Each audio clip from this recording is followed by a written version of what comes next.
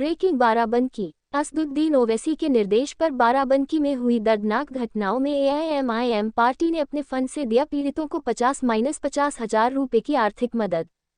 मोहम्मद मोइन की report. All India Majlis-e-Ittehadul मुस्लिमीन party के सदर असदुद्दीन ओवैसी के निर्देश पर प्रदेश अध्यक्ष शौकत अली ने बाराबंकी जिले में हुई 2 दर्दनाक घटनाओं को लेकर 5 सदस्यीय टीम की गठित।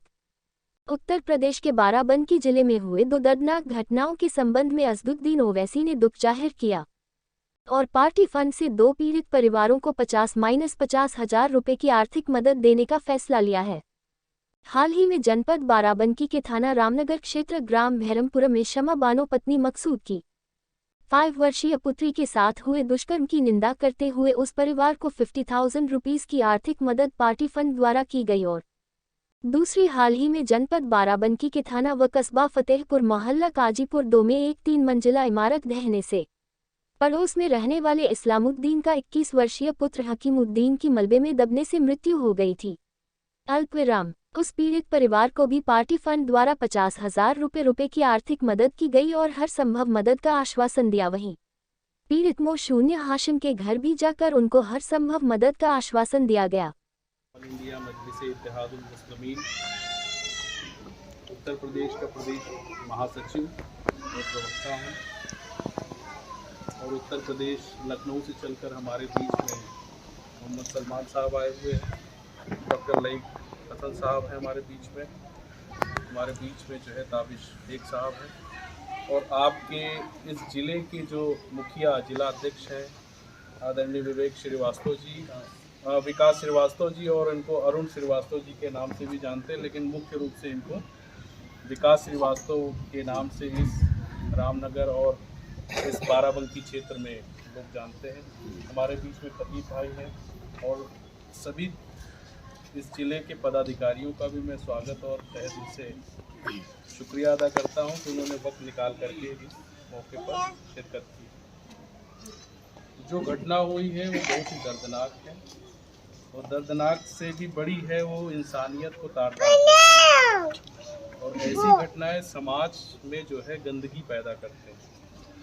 हमारा प्रयास ये था कि बच्ची का इलाज हो और जब भी जैसे ही हमें सूचना मिली लखनऊ से हम सभी लोग जो है बाराबंकी पहुँचे, इसकी साहब से बातचीत हुई और जो बेहतर हो सकता था उसके लिए प्रयास किया, लेकिन बेहतर हुआ नहीं।